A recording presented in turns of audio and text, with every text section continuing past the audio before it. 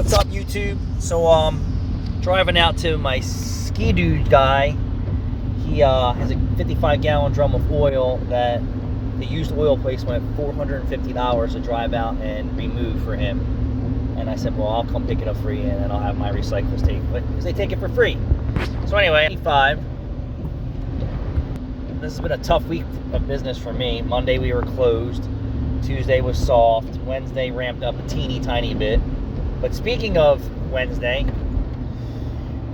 almost 2 years ago, a little less than 2 years ago, we did a full exhaust system on a Subaru. She was a regular customer of the Subaru dealer.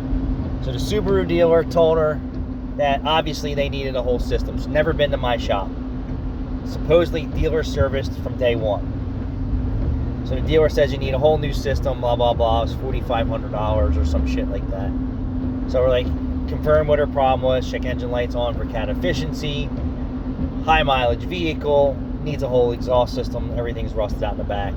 Gave her some options. They went for replace the whole system. So we do that. Now we didn't get into, is your car in need of maintenance and blah, blah, blah, blah, blah, blah, blah, blah. Just took it like, hey, if she's at the dealer, I guess they're recommending the right maintenance shit to her. Or not, who knows. So before she came to us for the catalytic converter, they supposedly put spark plugs in the engine. So she's here today, but their check engine light on and multiple other lights on says they need a catalytic converter again. And I was like, okay, well, it's got a 2-year, 24,000 mile warranty, only if I deem the engine is running properly. Well, it's dealer maintained, dealer this and dealer that, and let me call the dealer. I'm like, I don't care who you call.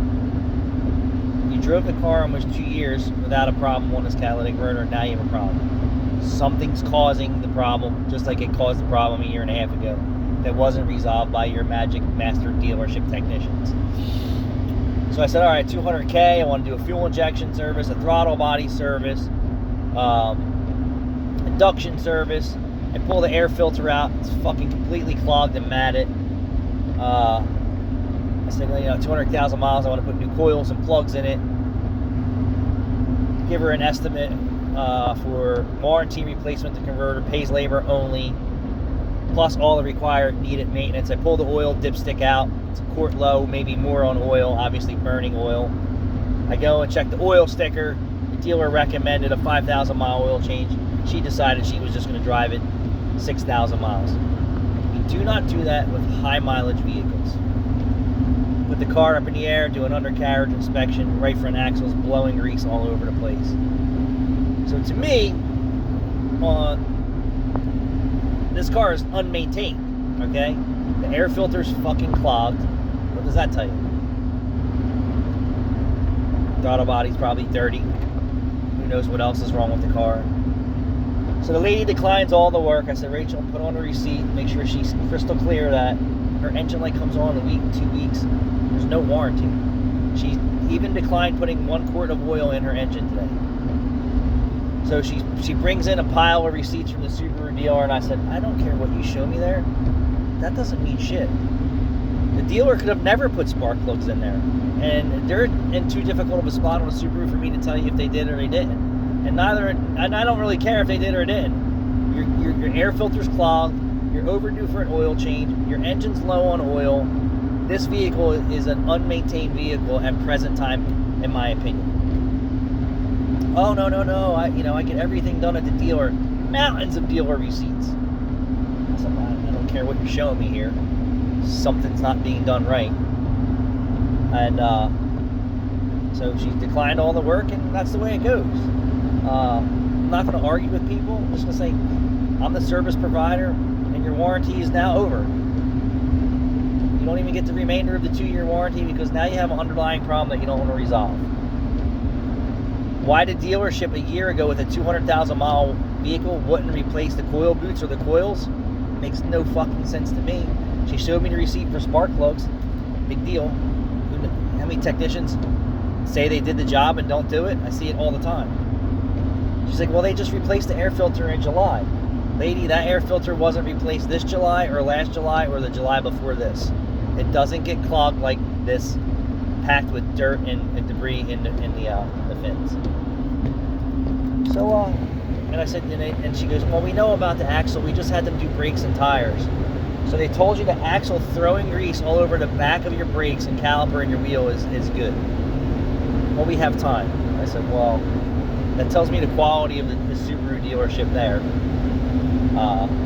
They were more interested in my opinion, selling our brakes and tires and advising, hey, if your drive shaft breaks, it could break your transmission and other things, let alone throw grease and spatter grease all over your brand new brake job. Who am I to say? You know, the dealership's God until you have a problem, and then even when you tell them the dealership's not doing a good job, they're still God. And no dealerships that I've been surveying are recommending throttle body services or GDI services or any fucking thing anymore. I just don't understand. Or they say they are and the customer's declining it, but I've talked to many dealership techs that said they are not even recommending GDI services. But what do I know? All I know is I get the shitty end of the stick when they come in and say I just need a catalytic converter and their car's still fucked up. The dealer doesn't even recommend a fuel injection service, a throttle body, induction, nothing. Just needs a catalytic converter and a cat back. Sad. The industry is struggling for good mechanics out there. For people who want to keep their car in tip-top shape, you should be asking questions. Is there any maintenance that I need to catch up on? And what's priority? Like, all right, you're not a car person, so you don't know. So you rely on wherever you're going to get your vehicle maintenance for them to advise you. Well, my opinion is you're not being advised properly. And being advised to maintain your car is not cheap. That's for sure. You know, the truck I'm driving right now has 170,000 miles on it. It's a 1997, and everything works. My Toyota Sequoia has 300,000 miles on it, and everything works. There's no cat efficiency codes. It doesn't need a tune-up. It doesn't need a radiator. Doesn't need belts. Doesn't need tires. Doesn't need brakes. Doesn't need front end. Because I fix all that shit. When it's bad, I fix it. As soon as there's a problem, I fix it. That's how you should maintain your vehicle. But people who are clueless, and it's not their fault, they rely on the dealership to recommend, what needs to be done. Well, that's why there's so many engine failures. They're recommending the wrong maintenance intervals.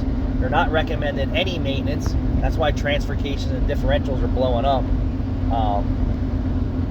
Not blowing up because of bad design. Blowing up because they need sooner maintenance than never. Fuel injections and throttle body services and GDI services, all that shit's expensive. I can't tell you any engine that I have had to open up to do any type of work has the throttle body been clean. Not one car in my 30 years plus that I've been opening engines, replacing intake boots and air filters, have I seen one clean throttle body. You know where I see a clean throttle body? In my own vehicle. Because I maintain it. So, maintenance goes a long way. And getting the right advice from your service provider goes a long way. You may not be able to afford all the maintenance at one time, but it's going to come and bite you in your ass. And if your service provider isn't recommending stuff, they're not a good service provider. The more that I see, even in the aftermarket, that they're recommending some type of fuel service every 10,000, fuel injection service every 10,000 miles, GDI services at least every 10,000 miles. Going 20 and 30,000 miles without maintaining your induction is ridiculous on today's engines. Oil changes way overextended.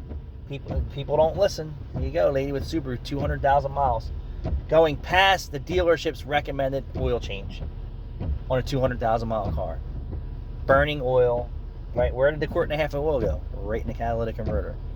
You think they told her engine's burning oil and what the ramifications are of that? No. All right, people. Thanks for watching.